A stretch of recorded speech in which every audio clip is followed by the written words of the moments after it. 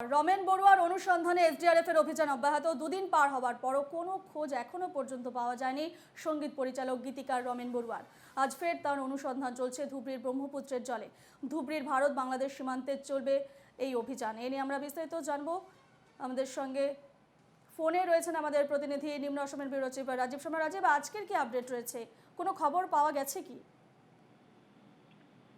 দেখুন রূপা, আজকে সকাল থেকেই অভিযান চালানো হচ্ছে। এসডিআরএফ এর তিনটা করে যা শাখা, তুলসীগোলা, চাঁদপুর আর ধুবড়ী শাখা এসডিআরএফ এর যা জওয়ানরা রয়েছেন, ওনারা কিন্তু সকাল থেকেই এই অভিযান আরম্ভ করেছেন। আস্তে আস্তে এই অভিযান ভারত বাংলাদেশ সীমান্ত অব্দি আসছে।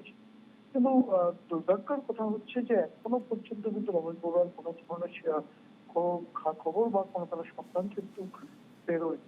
এক্ষেত্রে একটা কথা হয়তো সম্ভাবনা আছে যে উনি কোনো জায়গায় আত্মগোপন করলো নাকি, সেই কথাটা কিন্তু ভেবে দেখার একটা বিষয় আছে।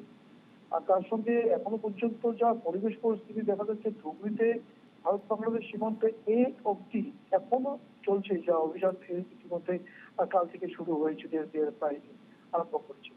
আর ইতিমধ্যে অ্যালার্ট করে দেওয়া হয়েছে, বিএসএফ বাহিনীকে অ্যালার্ট করে দেওয়া হয়েছে। তার সঙ্গে নবপঞ্চায়েতের যা মুরব্বীজনরা রয়েছে ওনাদেরকে অ্যালার্ট করে দেওয়া হয়েছে। তার সঙ্গে যেহেতু ব্রহ্মপুত্র নদী দিয়ে প্রায় 200 খানিক নৌকা চলাচল করেছে, নৌকার সঙ্গে জড়িত প্রতিজন ব্যক্তিকে কোনো ধরনের যদি মানে অপ্রীতিকর বস্তু যদি প্রত্যক্ষ করে সঙ্গে সঙ্গে জেলে বাহিনী, জেলা প্রশাসন বা আরক্ষী প্রশাসনকে জানানোর জন্য অনুরোধ জানানো হয়েছে।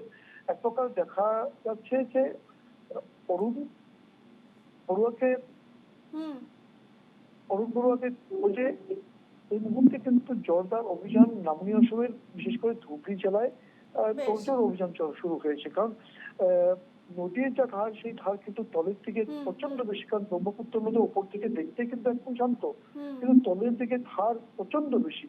আর বিভিন্ন জনের এই আশঙ্কা বেশ রয়েছে রাজীব, যে আমাদের এই খবরে নজর থাকবে। আপাতত তোমাকে ধন্যবাদ জানাচ্ছি।